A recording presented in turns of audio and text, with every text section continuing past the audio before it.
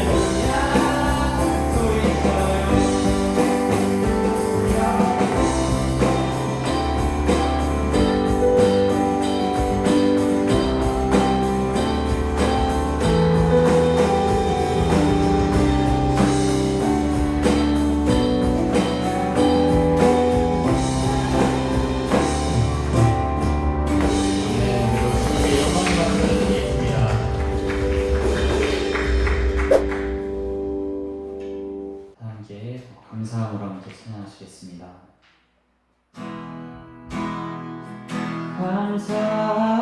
감사함으로 주를 높이며 그 문에 들어가서 찬송함으로 그 이름을 송축할지. 한 번 더 감사함으로 주를 높이며 그 문에 들어가서 찬송함으로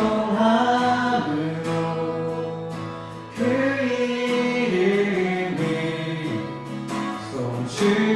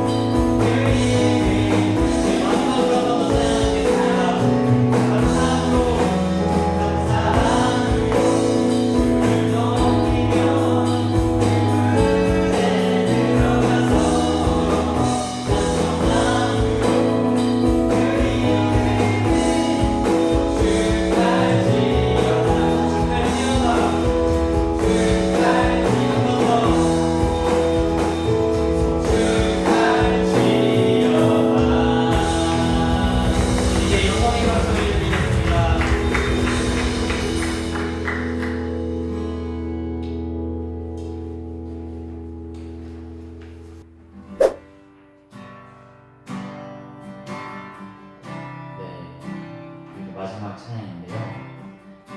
저희 이번 예배의 주제가 영양식, 즉 영의 양식이라는 뜻입니다.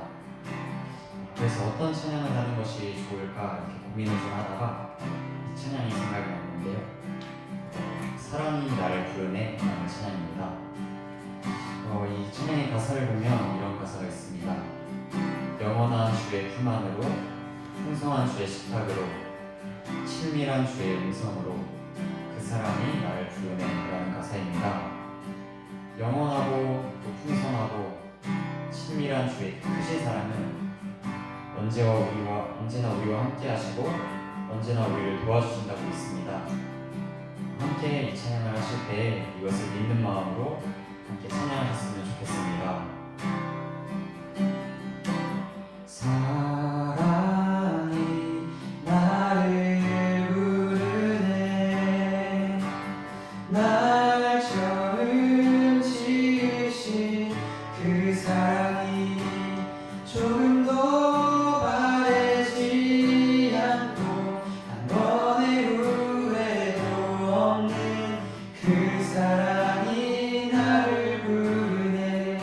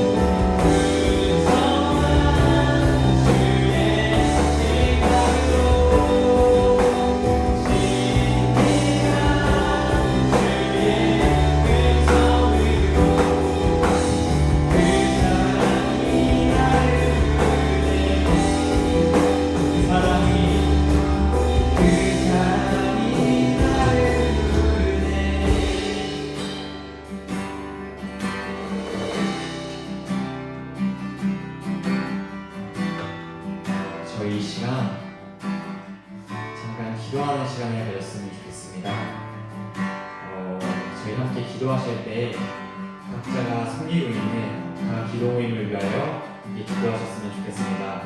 기도하겠습니다.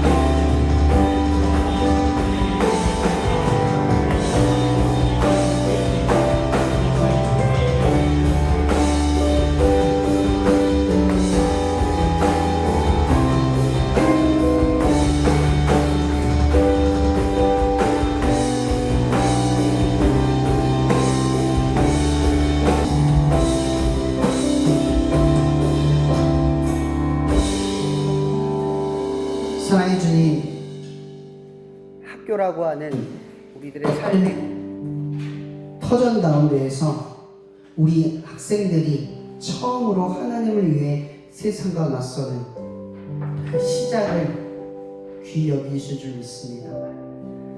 우리 친구들이 지금까지는 나를 위해서, 나의 문제를 위해서 세상과 맞섰다면 이제 학교라는 곳에서 하나님의 이름으로 처음으로 어떠한 고난과 순환, 어려움과 비난, 역경, 어려움을 맞이합니다. 이같이 놀라운 발걸음을 내딛는 친구들의 발걸음 속에 그 가나안 땅의 여정 속에서 내가 너를 사랑한다, 내가 너와 함께하고 있다, 내가 전쟁을 이기는 신이다, 내가 이 세상을 지으신 창조주다, 그러한 놀라운 비밀을 일깨워 주실 줄 믿습니다. 오늘 말씀을 나누는 가운데 함께하여 주시고 우리 가운데 역사하여 주시옵소서.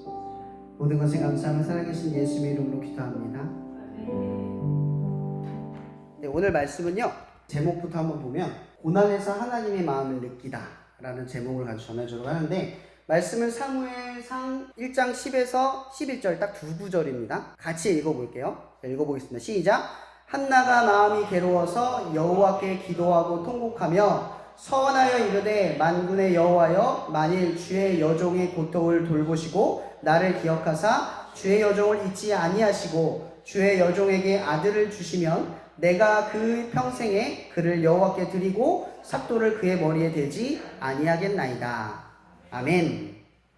여러분, 혹시 이 말씀에서 이 기도를 보고 좀 이상한 점 못 느꼈어요? 잘 보면은 이상해요. 뭐가 이상하냐면, 이 한나라고 하는 여자는 아이를 낳지 못한 여자예요. 근데 같이 동거했던, 그러니까 자기보다 조금 작은 그 아내가 있었는데, 그 아내가 누구냐, 분인나라는 사람이었어요. 이 엘가나의 이 남자에게는 두 명의 아내가 있는데, 정식 부인이 한나, 그 다음 부인이 분인나였거든요. 근데 분인나는 아이를 너무 잘 낳아요. 근데 이 엘가나라고 하는 사람은 누구를 더 사랑하냐면 이 한나를 사랑해요. 엄청 사랑해요.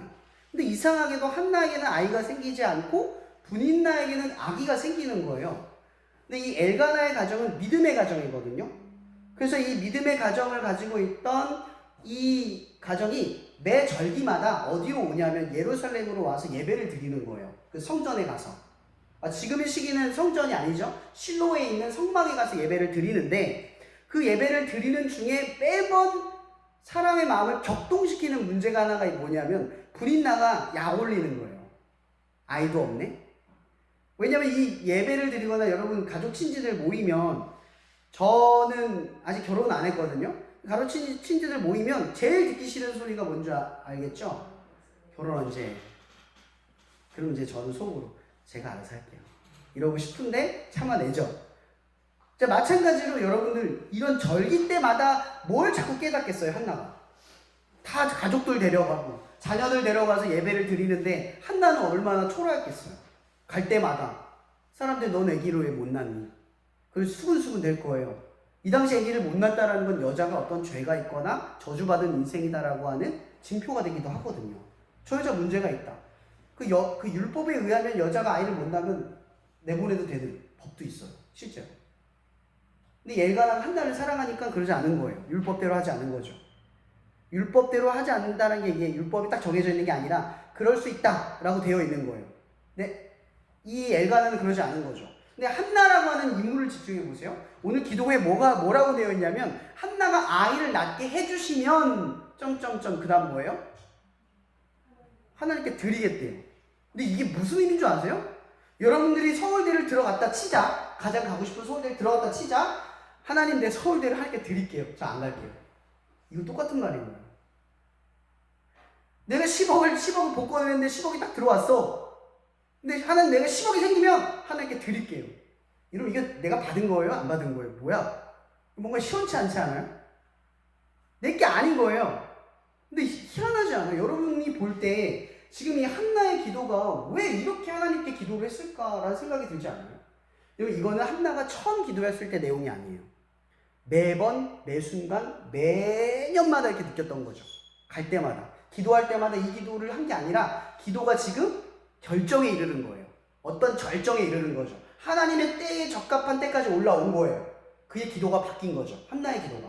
처음에는 그렇게 기도하지 않았을 거예요. 저도 힘들 때 기도하면 하나님 앞에 어떻게 기도하냐면 가서 원망부터 시작해요. 하나님 왜 저는 없어요?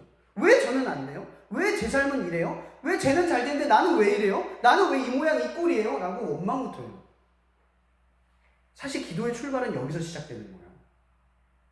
우리는 하나님 앞에 사실은 떳떳하지 못해요. 여러분도 그렇잖아요. 심하게 말하면 그런 말도 하잖아요.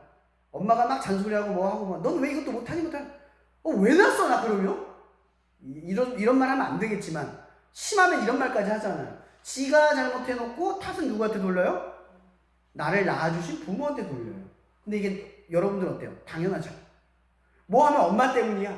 뭐 하면 아빠 때문이야. 어떤 방어막이 이 에리어가 쳐져요. 우리도 모르게. 그러지 않은 친구들도 분명 있겠지만 속으로도 우리가 원망을 할 때 그렇게 말을 한단 말이에요. 여러분 이 세상에서도 우리의 계급은 없잖아요. 지금 계급 있나요? 없죠. 계급이 없어요. 그죠? 근데 제가 이거 무서운 말 한마디만 얘기할게요. 이게 뉴스에 나온 건데 OECD 자살률 1위 많이 들어봤을 거예요. 노인 빈곤율 1위, 노인 자살률 1위, 20대 30대 자살률 1위, 유아 우울증 1위, 상위 1%가 모든 재산의 26%를 가진 나라, 하위 50%가 모든 재산의 2%를 가진 나라, 상위 1%가 부동산 55%를 가진 나라, 상위 10%가 97.6%를 가진 나라, 하위 2%가 2% 부동산을 가진 나라. 이 나라 어느 나라? 우리나라. 계급이 없다고요? 요즘 계급을 어떻게 나누죠? 흑수저, 금수저, 다이아몬드 수저. 이렇게 나누죠. 우리는 이 시대에는요, 계급이 없다고는 말을 하는데, 우리 스스로 느껴요, 안 느껴요? 느껴요. 그걸 느끼고 살아간다는 거죠. 그러니까 한나의 이 모습을 보면 자기의 처지가 그냥 자연스럽게 어떻게 해요? 느껴져요. 그냥 그렇게 받아들여지는 거예요. 나의 신분과 처지가. 근데 우리가 세상에 이렇게 태어난 건 우리의 선택이 아니에요. 우리의 노력의 결과물 아니잖아요. 그죠? 내가 지혜롭게 잘 선택해서 여기 태어났나요? 아니 노력을 해서 여기 태어났나요? 아니에요. 그냥 태어난 거예요. 그럼 하나님은 불공평하신 분입니까? 어때요? 나를 이렇게 태어났기 때문에 불공평하고 쟤는 저렇게 태어났기 때문에 나는 불공평한 겁니까? 항상 우리의 입장에서 보는 거예요. 우리의 입장에서 보면 항상 불공평해요. 여러분 시선을 한번 보세요. 여러분 다 낮은 데 봐요? 높은 데 봐요? 대학을 가고 싶으면 내 수준에 맞는 걸 가고 싶어요? 아니면 그거보다 높은 데 가고 싶어요? 자연적으로 높은 데로 보게 되죠. 그러니까 우리도 모르게 우리는요, 누군가와 비교하면서 살 수밖에 없는 악한 구조를 가지고 있다는 거예요. 자기를 낮춰요. 내 수준을 보는 게 못해요. 그러니까 내 수준을 본다는 게 내 수준이 그것밖에 안 돼가 아니라 내가 이렇게 태어난 것이 하나님의 뜻과 계획이라는 걸 받아들이는 게 아니라 나는 저렇게 태어나는 게 하나님의 뜻 같아 이렇게 본다는 거죠. 수긍을 못하는 거예요. 오늘 한나가 아이를 못 낳는데 이렇게 기도를 매년 하다가 지금 이 기도를 드리는 거예요. 이 기도는 사실은 한나가 기도했다고 보다는 이 한나가 기도하다가 오늘 하나님께서 이 기도의 제목을 그의 입술을 통해서 고백하게 만드는 이 역사의 과정의 결과물이에요. 그래서 기도를 하는 거죠.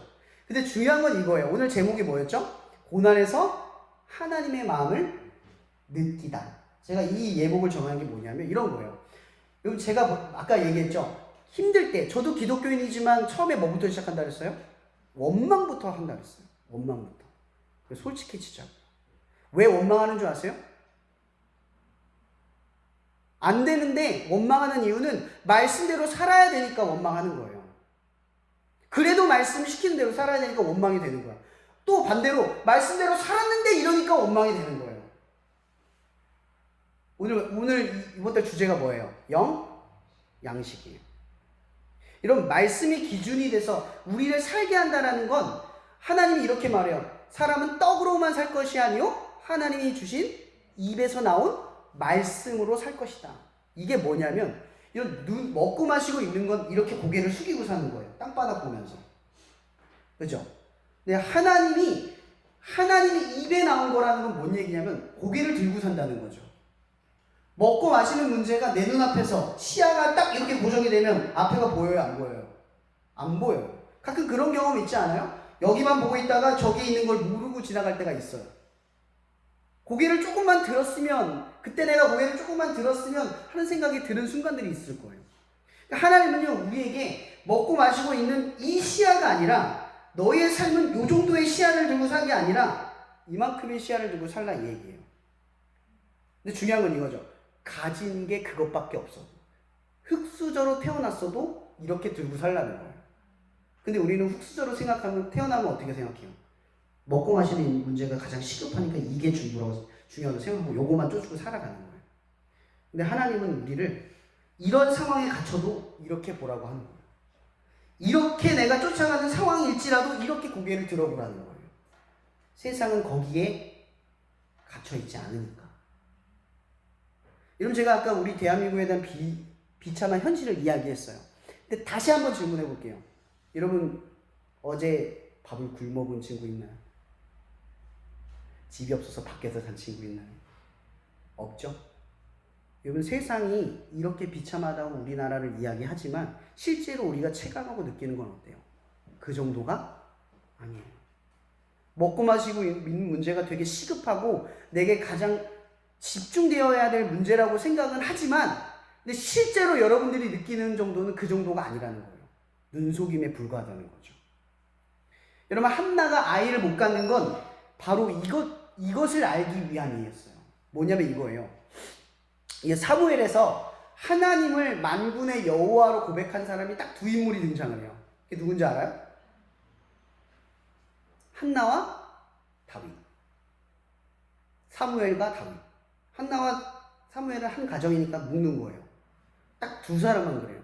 이게 무슨 얘기냐면 이 앞장의 내용이 뭐냐면 사사기예요. 사사기의 끝 21장 25절에 뭐라고 끝나면 그때 이스라엘 왕이 없으므로 각자의 옳은 소견대로 행하였더라라고 결론을 내요. 그 결론을 냈다라는 얘기는 뭐냐면 이런 만군의 여호와라는 뜻이 뭐예요? 모든 군대는 하나님이다. 이거예요. 그러니까 모든 왕 중의 왕은 누구다? 하나님이다. 그러니까 지금 이 시대가 각자가 자기가 난 왕이야, 내가 왕이야, 내가 최고로 잘났어 라고 말하는 그 시대에 누군가가 나타나서 이런 말을 하는 거예요. 만군의 여호와요. 한 사람이 등장을 하는 거예요. 내가 왕이라고 생각했던 그 시대, 내가 아는 것이 최고라고 믿었던 그 시대에 하나님이 최고고 하나님이 제일 중요하고 하나님 내 삶의 왕이다라고 말했던 한 사람이 등장을 해요. 근데 이게 무슨 말이냐면 이런 거예요. 한나에게 아이가 없었죠. 그리고 이스라엘에서는 하나님을 고백하는 한 사람이 없었어요. 지금 누구와 크로스오버 돼요?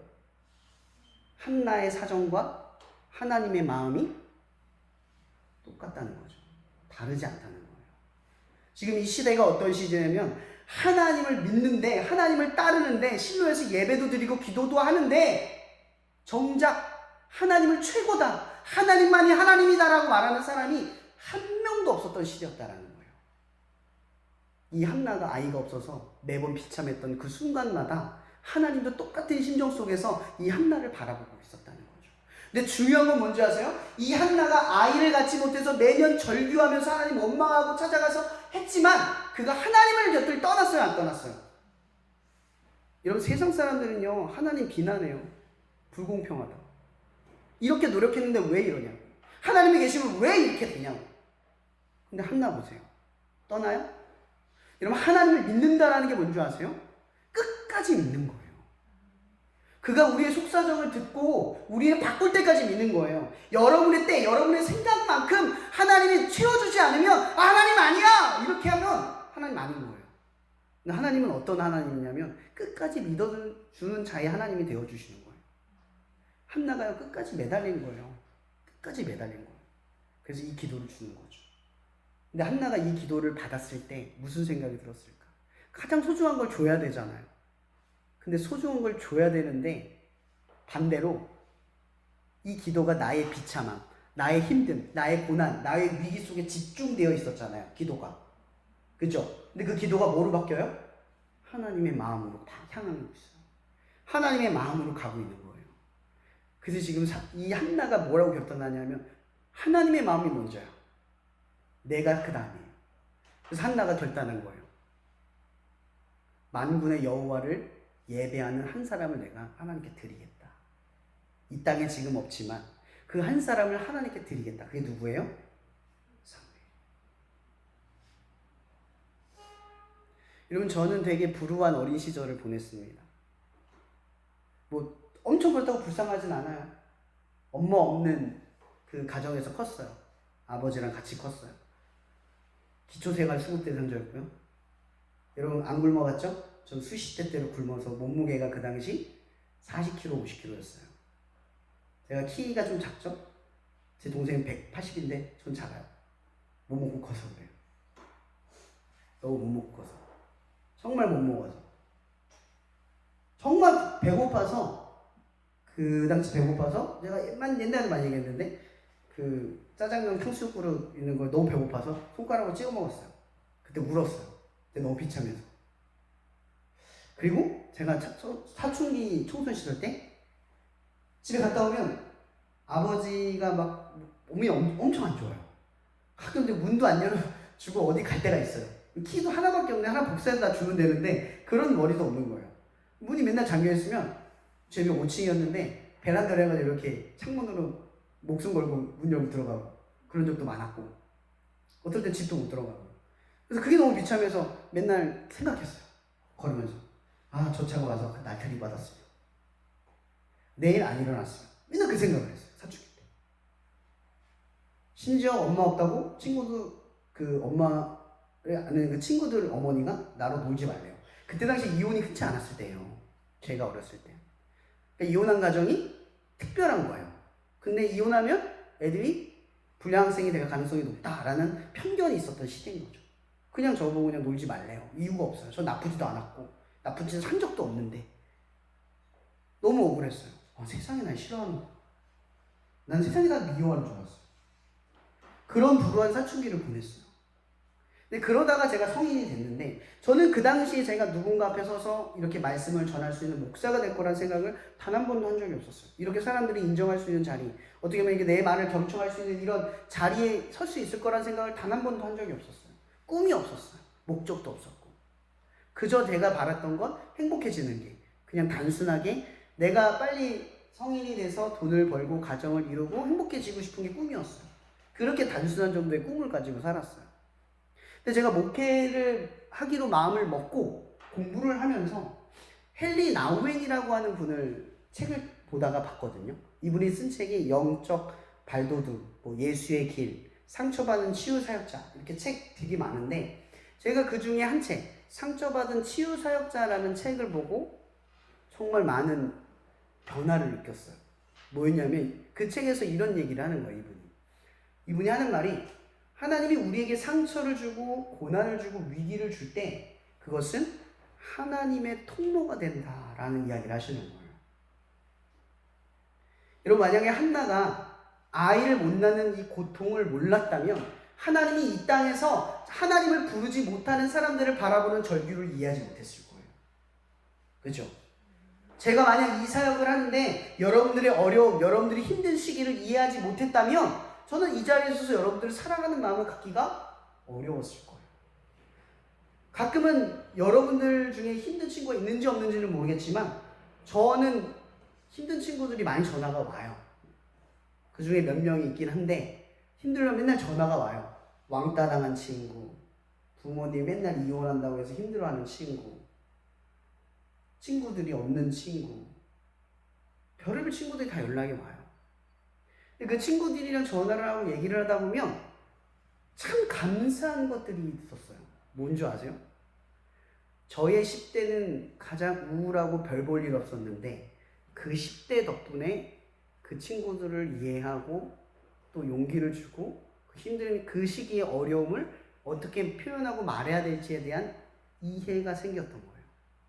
근데 만약 제게 그 삶에 그 상처와 고난과 위기가 없었다면 어땠을까요? 제가 지금 이렇게 효과적인 사역을 할 수 있었을까요? 누군가를 이해할 수 있는 정도의 자리에 설 수 있었을까요? 저는 제가 제일 잘난 줄 알 거예요. 왜 안 돼? 이 생각할 거예요. 예전에 김남국 목사님의 설교를 듣는데 그분이 그런 얘기를 한 게 기억이 나요. 뭐냐면 이분이 집에서 제일 공부를 못했대요. 김남국 목사님이. 마커스의 김남국 목사님. 근데 그분의 형제들은 막 서울대, 뭐 법대 막 이런 수재들이었나 봐요. 근데 이분이 그 얘기를 하시는 거예요. 자기 형은 똑똑한데 멍청하대요. 이 김남국 목사님 그러시는 거 표현이 그래요. 왠지 아세요?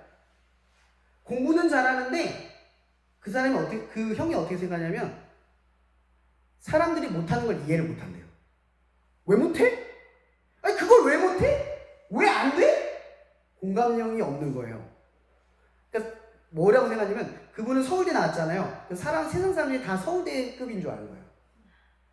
이거는 지혜롭지 않은 거죠. 사실은 우둔한 거예요. 상대방을 이해하기 위해서 자기가 낮춰진 경험이 없으면 사람 대화를 보기가 어려워져요. 그래서 그분이 그 얘기를 하는 게 기억이 나요, 지금.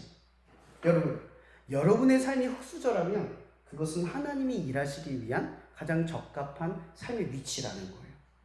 여러분의 성적이 그만한 위치라면 그만한 성적으로 누군가에게 무언가를 하기 위한 하나님의 위치라는 거예요. 그 수준이라는 게 우리에게 부끄러울 게 없어요. 그 수준이라는 게 하나님의 도구니까요. 모든 사람들이 최고이고 모든 사람들이 저기 위에 있을 필요가 없는 거예요. 세상은 계속해서 우리에게 1등, 1등, 1등 이것만을 강조해요. 좋은 대학, 좋은 뭐 취직 자리, 계속 이런 더 높은 것들을 계속 강요하고 올라가요. 근데 하나님이 쓰시는 사람들은요, 계속 이렇게 올라가는 걸 보는 사람들이 아니라 자기의 포지션에서 하나님의 말씀을 듣고 하나님의 말씀을 지키고 싸우는 영의 양식을 가지고 살아본 사람들의 삶을 쓰신다는 거예요. 그럼 제가 여러분들에게 지금 제 삶을 통해서 얘기했어요. 한나의 고통만큼은 아닐 거예요. 그 사람의 고통과 나의 고통은 달라요. 그러니 제가 여러분들에게 말하고 싶은 건 이거예요. 지금 고난받고 어렵고 위기가 생기잖아요. 생각의 전환을 가져보세요. 아, 지금 내가 겪어낸 것을 통해서 또 누군가를 살리기 위해 이 시간을 나에게 허락하시는 또 여러분의 처지가 남들에 비해 왜 나는 이거밖에 없지? 라고 생각이 들 때 이렇게 생각해 보세요. 아, 하나님이 지금 이 순간을 돌파해내도록 말씀을 통해 나를 이끄실 텐데 그래서 언젠간 내 위치를 조금 더 넘어서서 하나님의 역사를 고백할 기회가 찾아오겠지. 여러분, 저는 공부를 단 한 번도 해본 적이 없는 사람이에요. 공고를 나왔고 공고를 나온 친구들 비난하는 게 아니에요. 저는 공부를 단 한 번 적이 해보고 책도 한 번 본 적이 없어요. 근데 신학대학교를 들어갔어요. 저는 신학교에 들어갔을 때 야간대회를 갔어요. 밤에 6시부터 새벽 2시까지 공부하고 집에 와서 잤어요. 낮에는 8시부터 6시까지 일하고 시간이 빠듯하죠. 주말에는 충주에 와서 사역하고 그게 시간이 없었어요. 신학대학교 1학년 때 저 울었어요. 하나님한테 보내달라고 해놓고 막상 오니까 너무 힘들어서 울었어요. 하나님 왜 이렇게 힘들어요? 막 울었어요. 너무 많이 울었어요. 제가 이래봬도 많이 울어요. 하나님 앞에서는 정말 많이 우는데 그때 정말 많이 울었어요. 그렇게 울고 불고 하면서 비껴나가지 않고 계속 말씀을 붙들고 기도를 하면서 쌓아가기 시작을 했어요. 근데 제가 그때 제가 얘기했잖아요. 공부를 해본 적이 없다고. 여러분 지금 목사고시는 모르겠는데 경쟁률이 좀 있어서 그냥 뭐 여러분들 입시랑 똑같아요. 시험 봐서 떨어져요. 목사도 떨어져요. 시험 봐서. 제가 그때 시험 봤는데 1500대 500이었어요. 3대 1인 거죠. 시험을 봤는데 과목이 5과목인데 보아야 될 건 이 정도가 2개가 쌓여있을 정도. 공부를 엄청 많이 해야 돼요. 저 공부해본 적 없다 그랬잖아요. 근데 하나님이요, 저 공부한 적 없는데 보내셨어요. 일단 그러는 건 뭘 했냐면 무식해도 해라 이렇게 하셨어요. 근데 저는 그때부터 뭘 했냐면 1학년 때부터 공부하면서 뭐 하면서 성경 공부를 계속 혼자서 문제집 푸는 거 있거든요. 그걸 통으로 외웠어요. 머리가 나쁘니까. 저는 1학년부터 했어요. 머리가 나빠서. 2학년 때도 계속 했어요. 제가 시험 몇 번 만에 붙었게요? 한 번 만에 붙었어요. 자랑하려고 말하는 게 아니라 하나님이 무식한데 하라고 한 대로 그냥 믿고 갔어요. 근데 최선을 다했다고도 말할게요. 정말 최선을 다했어요. 나는 머리가 나쁘고 무식한데 저는 최선을 다했어요. 만약 제가 그 당시에 먹고 마시고 있는 문제로 땅바닥만 보고 살았으면 저는 그냥 먹고 사는 문제를 해결하는 평범한 삶이 되었을 거예요. 그래서 저는 그 순간들을 통해서 이 넘어섬을 통해서 깨달은 것들이 많았어요. 근데 그땐 너무 힘들고 지치고 어려운 순간들이었지만 왜 나는 이럴까? 등록금도 내줄 수 없는 이 환경.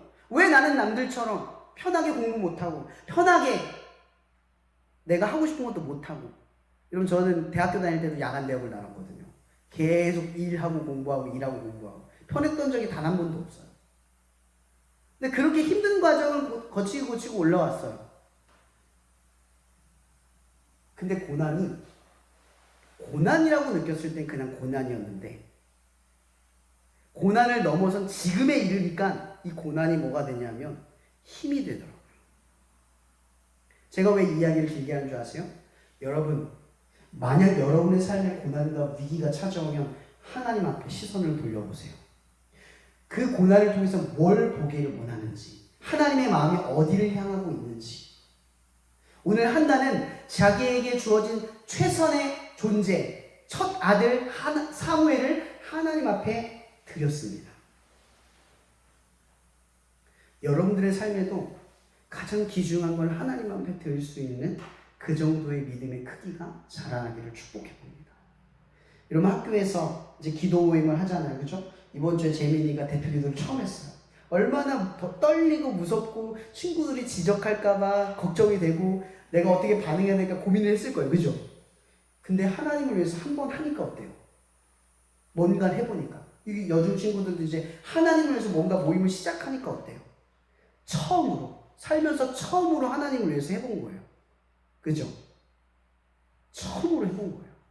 여태까지는 나를 위해서만 해봤는데, 나를 위해서 기도했고, 나를 위해서 바랬는데, 이제 여러분들의 삶에 기도 모임이라고 하는 이 시작을 할 때 이 기도 모임은 사실은 여러분들이 한 일이 아니라 하나님을 위해 한 일이 되는 거예요. 근데 하나님을 위해서 한 일이 결국 뭐가 되느냐? 오늘 말씀처럼 하나님을 위해서 드릴 수 있는 삶이 되어진다는 거죠. 저는 여러분들이 이 위대한 여정을 시작해서 너무나 감사하고 축복해요. 사실 저는 스쿨처치 출신이 아니에요. 여러분처럼 학교에서 기도 모임을 해본 적이 없어요. 전 중고등부에서 친구들과 어울리면서 재밌게 교회에서 활동을 해본 적도 없고 논 적도 없고 선생님들 사랑을 받아본 적도 없어요. 근데 그래도 제가 다음 세대에 사역을 하면서 여러분들을 섬기고 있어요. 저도 왜 이렇게 되는지는 몰라요. 그래서 저는 여러분들이 부러워요. 하나님을 위해서 학교에서 기도 모임을 세울 수 있는 경험을 하고 기억을 하니까요. 저는 이 간사님도 군대 갔을 때 부러웠던 게 딱 하나 있었어요. 군대 가는 건 부럽지 않지만 군대 갔을 때 부러운 게 있었어요. 군대 가서 저는 신앙생활 해본 적이 없어요. 그래서 그게 너무 부러운 거예요. 그 경험이 없어서. 나도 그때 신앙이 있었으면 하나님을 위해서 버티는 신앙생활을 했을 텐데. 근데 이번에 저희 팀에 성우라는 친구 군대를 갔거든요. 해병대에서. 예배를 못 드리게 해요. 교회를 못 가게 해요. 근데 이 친구가 교회를 가려고 어떻게 한 줄 아세요? 그 주일날 주말마다 당번을 하는데 자기가 다 나가요. 왜? 예배 나가려고. 그럼 예배를 나가려고 하는 건 별거 아닌 행위지만 예배를 나가기 위해서 하나님 위해 뭔가를 했다는 게 위대한 거예요. 왜냐면 우리는 나를 위해서 하는 인생이거든요. 근데 하나님을 위해서 하는 인생으로 우리를 뒤바꾸려고 하는 건 하나님이 이유가 있어서 그래요. 왜? 우리를 위해 하는 인생은 땅바닥만 보는 인생이기 때문에. 근데 하나님을 위해서 하는 인생은 저 넓은 비전을 바라보고 나아가는 거기 때문에. 여러분, 여러분들이 기도 모임을 통해서 땅바닥이 아니라 저 멀리를 볼 수 있는 여러분이 되길 바라요. 성적에 나를 맞추는 게 아니라, 좋은 고등학교에 나를 맞추는 게 아니라 나를 지으시고 나의 계획이 있는 하나님을 보는 여러분들이 되기를 바라요. 조금 더 커지고 조금 더 멀리 볼 수 있는 여러분들 되기를 축복합니다. 그리고 오늘 말씀처럼 힘들고 어렵고 지치는 일이 생길 때 거기서 주저앉지 말고 하나님 앞에 매달리는 여러분이 되기를 바랍니다. 기도하고 마실게요.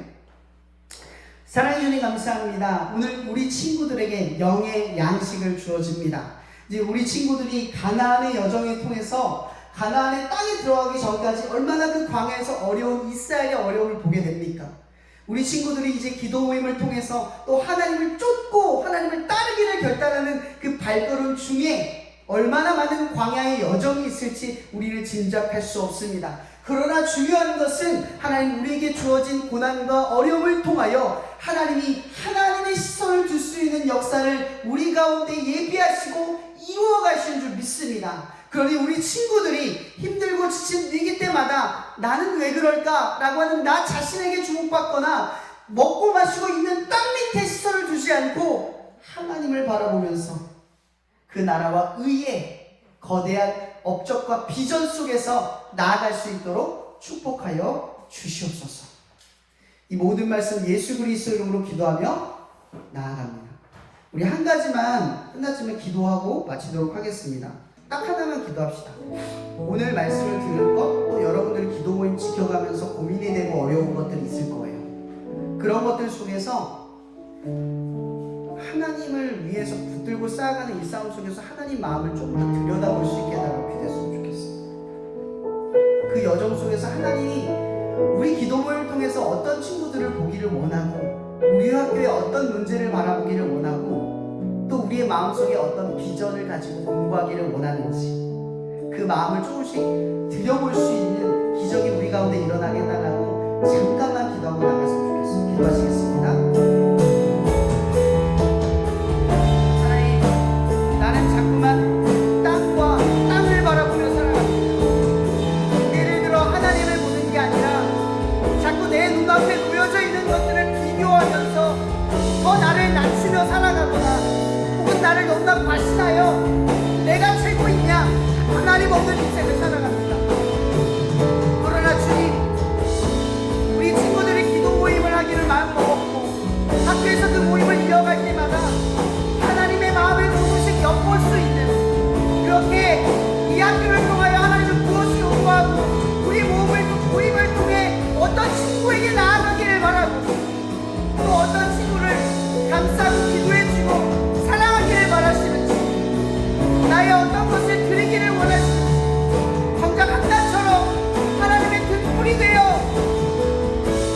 나의 소중한 것을 드릴 수 있을 때까지 우리의 믿음을 자라나게 하시는 그 하나님을 경험하며 이 기도 모임의 자리를 지켜가는 이 소중한 친구들에게 땅에 시선을 두는 것이 아니라 저 멀리 하나님, 창조주 하나님, 섭리의 하나님, 역사의 하나님, 전능하신 하나님, 그 하나님을 바라보며 공부하고 그 하나님을 바라보며 꿈을 꾸고 그 하나님을 바라보며 노력하고 그 하나님을 바라보며 이루어내고 그 하나님을 바라보며 극복해내고 그 하나님을 바라보며 사랑하는 당신의 자녀들 될 수 있도록 인도하여 주시옵소서. 우리 친구들에게 하나님의 마음을 조금 더 엿볼 수 있도록 우리에게 역사하여 주시옵소서. 이 모든 기도 예수 그리스도 이름으로 드립니다. 아멘. 오늘 광고 시간인데 새로운 친구들이 좀 보여서 이렇게 축복함으로써 나아가도록 하겠습니다.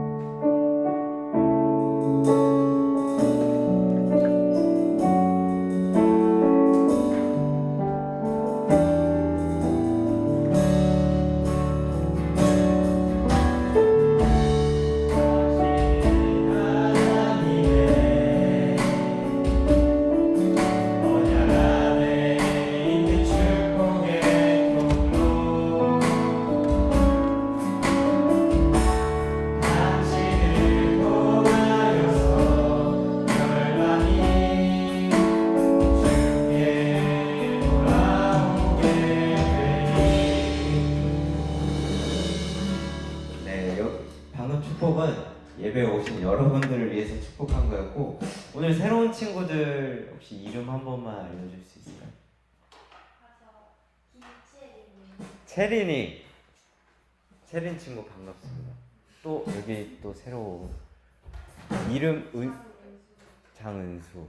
네. 그러면 우리 다혜랑 하린 두 번에 맞죠? 네, 맞습니다. 이름을 제가 까먹을 뻔했어요. 네. 자, 그러면은 은수랑 채린이를 위해서 네, 축복성 부르면서 축복하는 시간 또 갖도록 하겠습니다.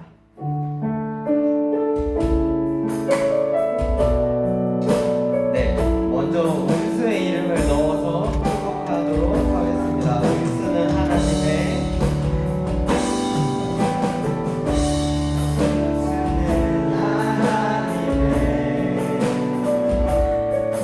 언약 안에 있는 축복의 통로,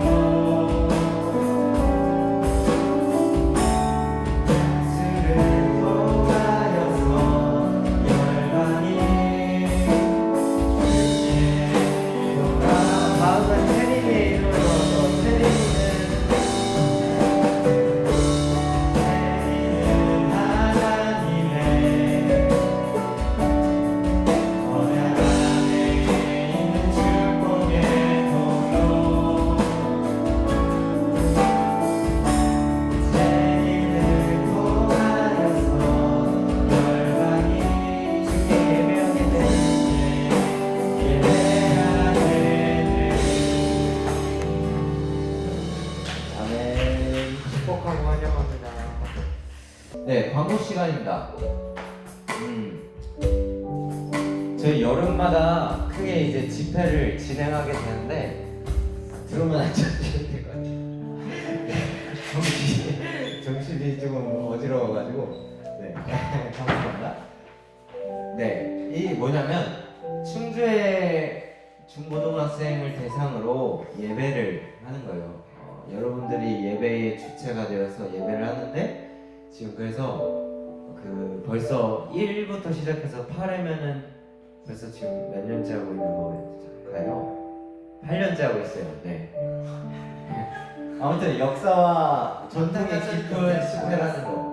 네, 다음. 그래서 이렇게 멤버가 모집이 됩니다. 싱어, 일렉, 뭐 기타, 뭐 베이스, 통기타, 뭐 드럼, 키보드, 또 스텝으로 찬양 인도도 지원하고 있어요. 아직 자리가 비었기 때문에 여기서 관심 있으신 분은 또 지원하셔도 좋을 것 같고. 네, 그래서 지원 자격은 충주에서 예배를 섬기고 싶은 중고등학생 누구나 가능합니다. 네, 다음. 제가 다음 연도부터 이걸 좀 빼려고요. 배영고 기도 모임에서 시작된 집회인데, 이제는 이걸 말 안 해도 될 것 같아요. 1회 때 배영고 집회 기도 모임에서 이제 시작을 해서 이렇게 시작이 되었는데, 다음엔 그냥 연합의 느낌으로. 네, 지금 그래서 처음에 배영고 집회로 시작이 되었다가 지금은 연합되어서 충주에 있는 기도 모임들의 연합 집회로 계속해서 진행이 되고 있습니다. 그래서 바라크 집회는 무릎 꿇다라는 의미를 가지고 있어요. 근데 이제 집회가 없었고 기도 모임은 한창 이렇게 더 어떻게 하나님한테 예배 드릴 수 있는 방법이 없을까 하다가 막 히브리어를 검색하다가 바라크? 무릎 꿇고 하나님께 더 나아가야겠다, 이런 마음으로 시작된 집회인데 지금까지 이어져 오고 있습니다. 그래서 이 집회가 더욱더 특별한 이유는, 우리가 여러분들도 지금 다 기도 모임을 하고 있지만 이 1년에 한 번 모이는 이 집회에서 한 달 정도 예배를 준비하고 있어요.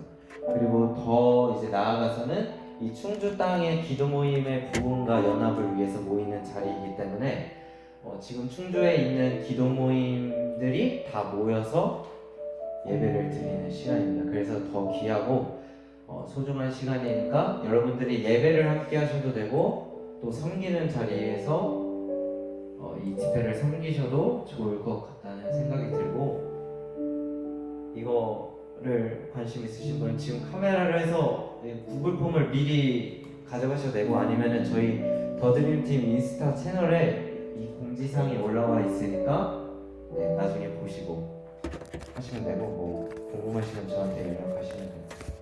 부담스러우시면 여중 친구들은 우리 영규한테 얘기해 주세요. 네. 오늘은 영양식이 주제죠. 아까 목사님 말씀하셨는데 영양식입니다. 여러분 영양이 무슨 뜻인지 아세요? 영양? 사람이 인체를 구성하기 위해서 그 유지하기 위해서 계속해서 그 영양을 섭취해야 돼요. 근데 왜요? 아 네.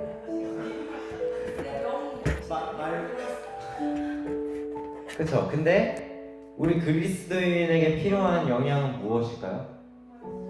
맞습니다. 그래서 영의 양식해서 뭐 이렇게 좀 끼워 맞춘 네, 목사님의 이 귀한 아이디어로 또 이렇게 해서 네.